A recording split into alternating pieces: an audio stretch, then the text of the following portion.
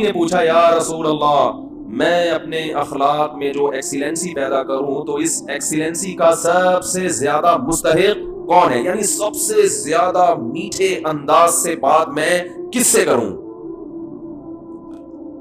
آپ یوں بھی کہہ سکتے ہیں آج کی زبان میں، جب میں بات کسی سے کروں تو اس میں شکر گھولوں میں، تو سب سے زیادہ چینی اور سب سے زیادہ شکر کس سے بات کرتے ہوئے اپنے کلام میں گھولوں؟ بات آ رہی ہے سمجھ میں؟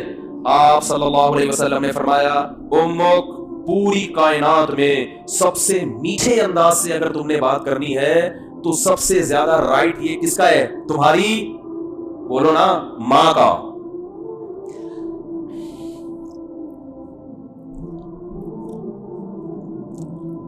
صحابی نے عرض کیا یا رسول اللہ کیا انداز ہے؟ فرمایا ثم من، ثم کا مطلب ہوتا ہے اس کے بعد،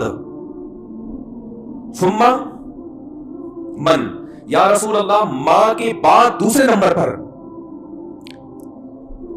میٹھے انداز سے، اچھے انداز سے بات کرنا کس کا حق ہے کہ میں اس سے اچھے انداز سے بات کروں؟ ماں کے بعد، ماں کا تو پتہ چل گیا، دوسرے نمبر پہ جو میں سب سے بہترین اور مٹھاس کے ساتھ بات کرنی ہے، اخلاق میں ایکسیلنسی پیدا کرنی ہے، ماں کے بعد دوسرے نمبر پہ کون ہے وہ؟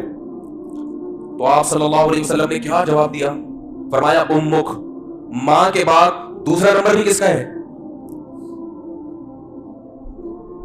بولو بھائی، کیا عجیب انداز ہے۔ حالانکہ یہ عام عرف کے مطابق جواب سوال کے مطابق، بولو بھائی، نہیں ہے۔ مجھ سے اگر کوئی پوچھے کہ سب سے بڑا حق کس کا، میں کہوں ماں کا، وہ کہ اس کے بعد کس کا، تو میں کہوں ماں کا، وہ کہ میں اس کے بعد کا پوچھ رہا ہوں، اس کا تھوڑی پوچھ رہا ہوں۔ تو یہ سرسری نگاہ سے دیکھا جائے تو یہ بلاغت والا کلام نہیں ہے، یہ غلط کلام ہے اگر سرسری نگاہ سے دیکھا جائے، کیونکہ ہم پوچھ رہے ہیں کہ اس کے بعد، ماں کو پتہ چل گیا، ماں کے بعد اس کے علاوہ بتائیں آپ، لیکن نبی دوبارہ کس کا نام لے رہے ہیں؟ یہ سرسری نظر میں یہ کلام بلیغ نہیں ہے، لیکن حقیقت میں یہ بلاغت کے اعلیٰ معیار پہ پہنچا ہوا کلام ہے، کیونکہ بات کو دل میں اتارنے کا اس سے بہتر طریقہ نہیں ہو سکتا تھا کہ ماں کے بعد دوسرا نمبر بھی کس کا ہے؟ ماں کا۔ اس کا مطلب کیا ہے کہ ماں کے بعد اگر تم یہ سمجھتے ہو کہ کسی سے بہت ہی میٹھے انداز میں بات کرنی ہے تو یہ حق دوبارہ ماں کو دے دو۔ دوبارہ کس کو دے دو؟ صحابی نے پھر پوچھا یا رسول اللہ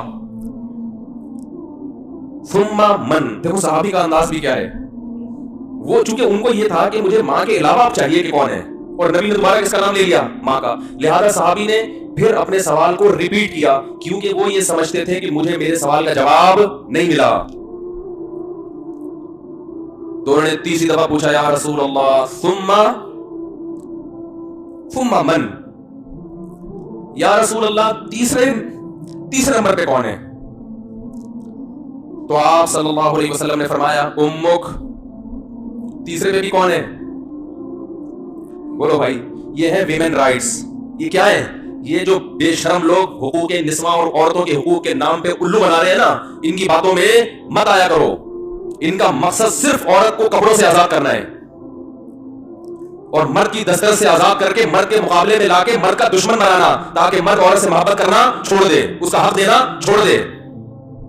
تمہیں اسلام نے عورت کے جو حقوق بیان کیے ہیں، اس کے بعد ہمیں کسی اور سے عورت کے حقوق کو سمجھنے کی